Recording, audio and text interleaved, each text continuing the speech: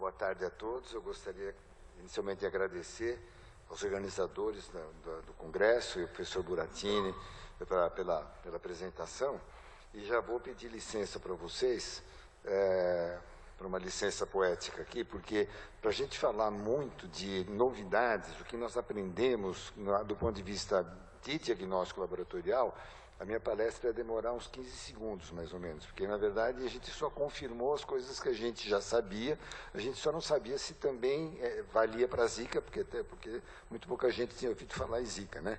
Mas eu vou contar várias novidades que a gente viu com relação à doença, que vão justificar a importância de ter um diagnóstico muito melhor do que a gente tem hoje em dia, né? E que talvez ajudem a explicar algumas das coisas que a gente vê que impactam no diagnóstico também.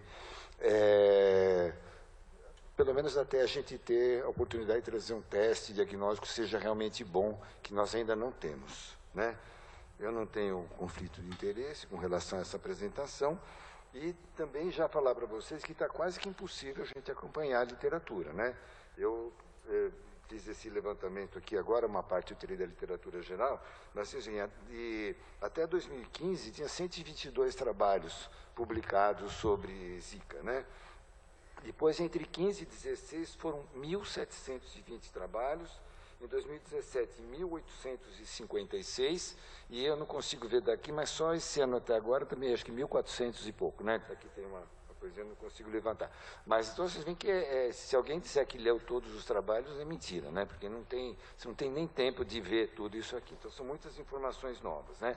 Mas o que a gente sabia, mais ou menos até 2013, algumas informações um pouquinho antes, mas muito próximo disso, era uma doença remota, restrita geograficamente, em geral era benigna, os poucos casos descritos eram benignos, né? Era até confundida com dengue mesmo, mas sempre uma forma muito branda. Provavelmente não deveria ter diagnóstico laboratorial muito complicado, né? Não tinha porquê, não tinha vacina, nem tinha razão para ter vacina em função da restrição geográfica, e muito menos antivirais, e também não tinha razão para ser, né? Só que teve, em 2013, aquele surto na Polinésia, né? Primeiro em Iap, um pouco depois disso, depois na Polinésia Francesa propriamente dito, que mostrou uma multiplicação por 20 do número de casos de Guillain-Barré, que também não era exatamente uma novidade depois de uma doença viral, mas associado com uma epidemia sempre fica mais preocupante. E ele preenchia de 10 itens que são usados para fazer uma associação, ele preenchia 7 itens. Depois, como vocês sabem bem também, que no Brasil, especialmente no Nordeste, foi descrita a Zika congênita, né, a forma congênita da doença, com malformações do sistema nervoso central, oculares bastante graves, que também era uma coisa que era desconhecida até esse momento, né? Foi descrita a transmissão sexual, né, o que para a arbovirose não era uma coisa tão claramente conhecida, né? E teve uma disseminação no Brasil que foi enorme, né? Estima-se que tenha tido pelo menos 370 mil casos, esse número deve ser muito maior em função da maior parte dos casos serem assintomáticos ou oligossintomáticos, mas ainda assim foi um percentual relativamente pequeno da população, né? Então, foi descrito óbito, né, também, e mais recentemente nós continuamos tendo surto ainda, né, até esse ano, e quem tem sofrido mais com isso é o estado de Mato Grosso, o estado de Tocantins e também o estado do Rio de Janeiro, né?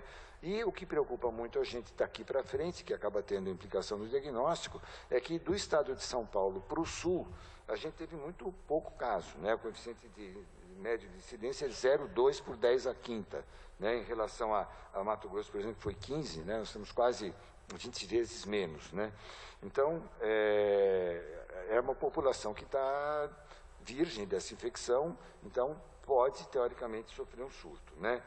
Então, tem algumas características que depois o professor Benedito vai falar, aliás, ele vai falar sobre chikungunya, mas a questão da síndrome de Guillain-Barré, de incidência muito precoce em relação às outras doenças que cursam com síndrome de Guillain-Barré, mas é reversível, e teve essa questão da síndrome congênita aqui no Brasil, descrita aqui no Brasil, sendo que 75% deles foram descritos no Nordeste, né? e que pode acontecer mesmo com a forma assintomática na mãe, né? Em casos em que a sorologia foi positiva, mas o PCR era negativo, porque é uma viremia muito curta, né? E que pode acontecer em qualquer época da gestação, mas é bastante comum no primeiro trimestre, mais comum no primeiro trimestre, né? Claro que existem várias outras variáveis aí, especialmente as genéticas, né? Vocês conhecem também o trabalho do grupo da professora Mariana Zatz, na biologia da USP, que mostrou a associação com conjuntos de genes, né? Fazendo com que explique, por exemplo, por que ela foi muito mais comum no Nordeste do que no Sul e no Sudeste do Brasil. Questões também de desnutrição, questão de co-infecções, que também são bastante diferentes essas condições do Brasil como um todo. O fato é que isso afetou muito mais o Nordeste do Brasil, né?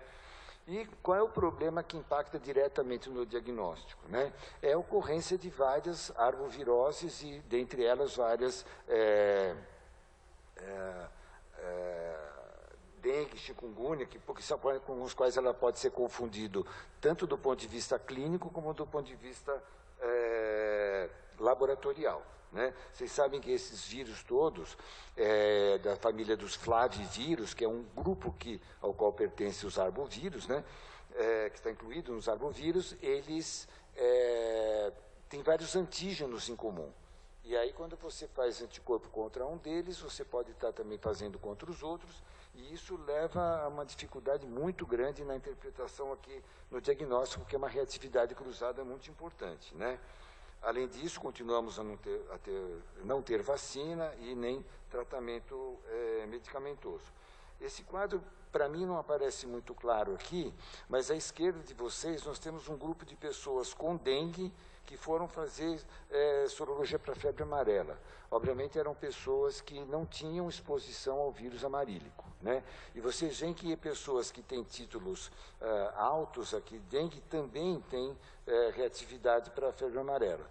E aqui são pessoas que foram vacinadas contra a febre amarela que não tinham exposição à dengue, mostrando a reatividade aqui frequente de pessoas na sorologia para dengue pelo fato de terem sido vacinadas contra a febre amarela. Eu desconheço, não vi nada na literatura fazendo o mesmo tipo de estudo com Zika e dengue e vacinação de febre amarela, mas muito provavelmente isso acontece também, né? Então é só a gente ter tempo para vir fazer esses trabalhos. Eu acho que nenhum de nós teve uma casuística enorme aqui, pelo menos na nossa região aqui em São Paulo, para poder sequer ter o diagnóstico de certeza de que era Zika, por exemplo, né? Para poder fazer uma comparação desse tipo. Mas isso é um fenômeno que seguramente vai acontecer também, né? Bom, com relação também à resposta imune contra o Zika, que tem impacto no diagnóstico, né? Existem dois antígenos que são bastante importantes, que são epítopos da superfície do vírus Zika, que são bastante importantes na resposta imune, o pré-M e o antígeno E, né? Dentro desse antígeno E, existem três regiões que são as mais relevantes, que são a ED3, a FLE e a EDE. Todos eles têm um papel importante na neutralização do vírus. E aqui está a ordem de importância quando você faz a absorção do soro de uma pessoa que teve Zika. Então, o FLE tem um poder neutralizante maior que o EDE, que é maior do que o ED3. E todos eles têm a reatividade cruzada com o dengue e com a febre amarela. Então, provavelmente isso está na raiz daquela reatividade que eu falei para vocês, que quando a gente faz sorologia para um deles, a gente tem positividade no outro, né? E isso é especialmente nos primeiros dias, né?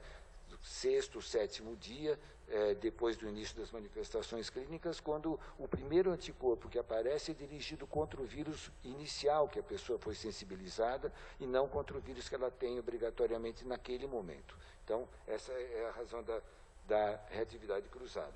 Esse antígeno EDE, ele é um antígeno que é tridimensional, ele não é um antígeno linear, então ele só está presente na forma íntegra da vacina e ele, do vírus, e ele é um dos antígenos que está sendo considerado na vacina para Zika, né? Então, é uma outra preocupação que a gente vai ter depois com relação às pessoas vacinadas.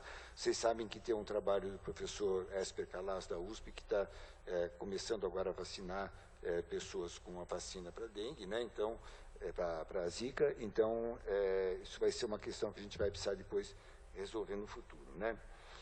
Outro dado que eu achei importante trazer, porque acaba tendo impacto no diagnóstico, tem um estudo que foi feito pelo grupo do professor Carlos Brites, lá em Salvador, em 2016, mostrando que naquela população que eles estudaram, 63% tinha reatividade no teste de neutralização, que é o teste mais específico que a gente tem, para a Zika.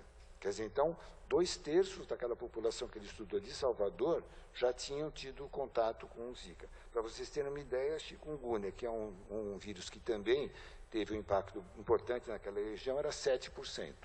Então, acredita-se então que essa população, dentro de certos limites, esteja meio saturada até de infecção, né? Na Nicarágua, um trabalho muito semelhante também, estudou vários grupos populacionais, na pediatria foi 36%, em adultos de 15 a 80 anos, 56%. Então, isso é para pensar que, muito provavelmente, num curto intervalo de tempo, a gente não esperaria um novo surto no Nordeste, né? Se a gente pode extrapolar o dado de Salvador para Recife, para Maceió, pelo menos para as grandes cidades, a gente não espera, né?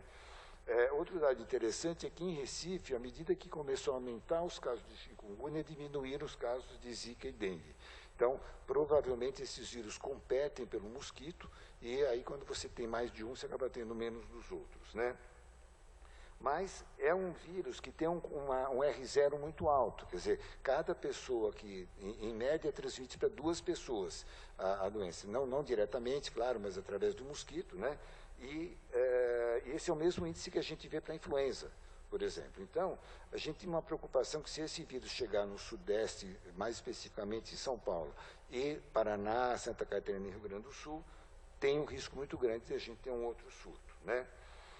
Uma parte da explicação desse surto de Zika está no fato de que houve uma mutação nessa proteína E, né, aquela proteína da superfície do vírus, N154, que fez com que ele se adaptasse mais a uma variedade maior de mosquitos.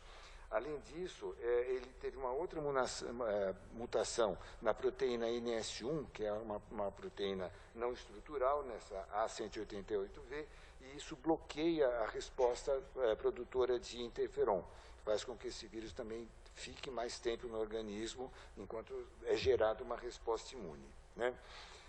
Outro dado que preocupa bastante a gente nesse sentido é que, em estudos experimentais, primatas não humanos, especialmente Saimiri e Calitrix, foram infectados com o vírus Zika, e foi uma infecção que persistiu. Eles tiveram viremia, eles tiveram conversão sorológica, e isso é estudo experimental, não é macaco da natureza.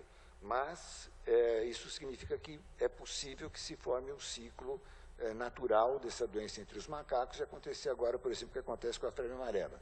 Então, é um motivo adicional para a gente se preocupar, né? Como vocês veem aqui, está tendo muitos trabalhos com vacina. Eu coloquei só o título geral de cada um deles, porque tem vacina de todo jeito que vocês podem imaginar. Com vírus inativado, de imunidade, vírus parecidos com HPV, com a vacina do HPV, com o VLP, vacina de vírus vivo atenuado, quimeras de vírus com vírus do sarampo, com adenovírus, vírus com deficiência em replicação, e a vacina que está sendo testada pelo professor Esper, o Dr. Esper, que é uma vacina de DNA, também com pedaços da vacina da proteína pré-M e E, né? Então, eu acho que a gente, ao longo do tempo, vai poder ficar mais tranquilo. Tomara que sejam vacinas que a gente consiga popularizar, porque realmente tem sido um problema. Vocês sabem que existe uma norma da Anvisa aqui no Brasil para que você faça uma sorologia para as mulheres que vão fazer inseminação in vitro, e isso é um tremendo problema, porque a gente não sabe interpretar essa sorologia, especialmente em populações muito experimentadas com o dengue, né? Então, no futuro, a gente vai vacinar essas mulheres e talvez a gente tenha um problema menor na gestação. O chikungunya não era diferente, né? Do Zika, também era uma doença bastante peculiar, um exotismo, né? Doença restrita, até o episódio da Ilha Reunião, era considerada uma doença benigna, né? Também com diagnóstico muito restrito, sem vacina, sem tratamento, só que aí teve o surto da Ilha Reunião, que é uma possessão francesa lá no Oceano Índico, né? Que foi um surto enorme, assim, a população, pelo menos metade da população, talvez até mais, teve essa infecção por chikungunya. É um pessoal que vive fundamentalmente de agricultura e eles não conseguiam produzir comida. A França teve que exportar comida para eles, né? Então, é uma doença que causa uma artropatia muito grave, debilitante e tem possibilidade de morte. O professor Benedito vai contar para a gente com mais detalhe, né?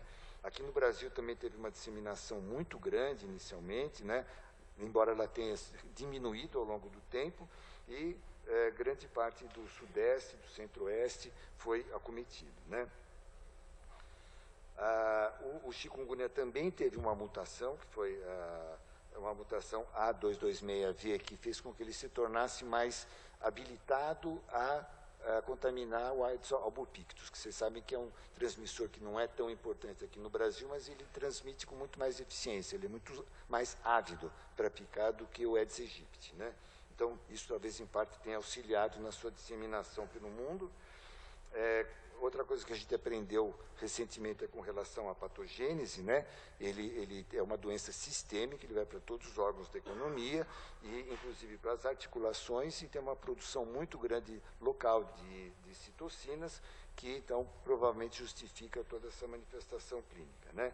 Do ponto de vista diagnóstico, não é tão complicado. Talvez a reatividade cruzada que a gente possa ter aqui é com o vírus Maiaro. O Maiaro também é um togavírus, assim como o chikungunya, portanto, ele não é um flavivírus. Então, aquela reatividade cruzada que a gente teme muito entre dengue, zika e febre amarela, não acontece com o chikungunya. O chikungunya pode, eventualmente, cruzar com o Maiaro. Você sabe que, de vez em quando, tem um surto de Maiaro, em geral, em Tocantins, em Goiás, no Pará, e, eventualmente, uma parte deles fosse até Maiaro e não chikungunya. Mas um diagnóstico na fase aguda é teste molecular, então um teste bastante tranquilo, já mais ou menos disseminado, e depois a formação de anticorpos.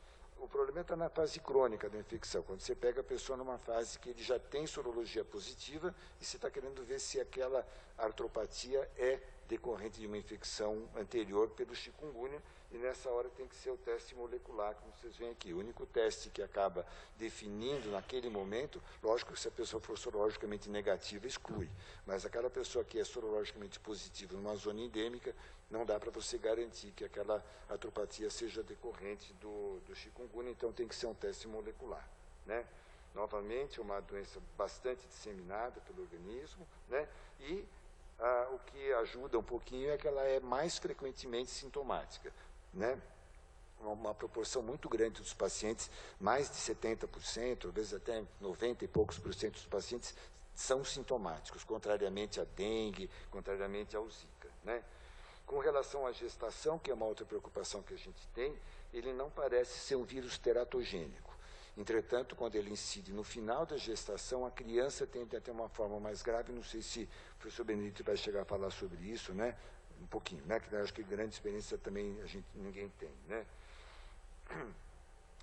Como eu falei para vocês, o diagnóstico ele acaba se baseando fundamentalmente no PCR, na primeira semana, depois do quinto, sexto dia a presença de IgM e depois IgG. E na forma crônica só o PCR mais uma sorologia positiva, né? Eu coloquei para vocês aqui uma publicação que eu vi que ela não é tão recente, mas é pouco difundida, eu acho. Um grupo no Japão desenvolveu um teste NS1 para chikungunya, né? Então, esse teste teve resultados muito bons, teve uma correlação com o PCR superior a 90%. Eu não sei por que ele não está sendo usado. Eu prometo para vocês que eu vou procurar quando eu sair daqui, porque seria um teste rápido que você pode fazer e tem um diagnóstico bastante bom, né, que seguramente muito mais barato do que fazer um teste de PCR. Então, existe, está bem validado pelos autores aqui, estudaram vários grupos de pacientes em vários lugares do mundo. Então, vamos torcer para a gente poder usar esse teste no futuro, mas ele ainda não está no Brasil. Uma coisa que pode ajudar a gente é que o chikungunya, ele tende mais a ter linfopenia, enquanto que o dengue dá mais neutropenia. Então, quem não tiver recurso nenhum e puder fazer uma série branca, já é alguma coisa que é muito mais barato e pode ajudar.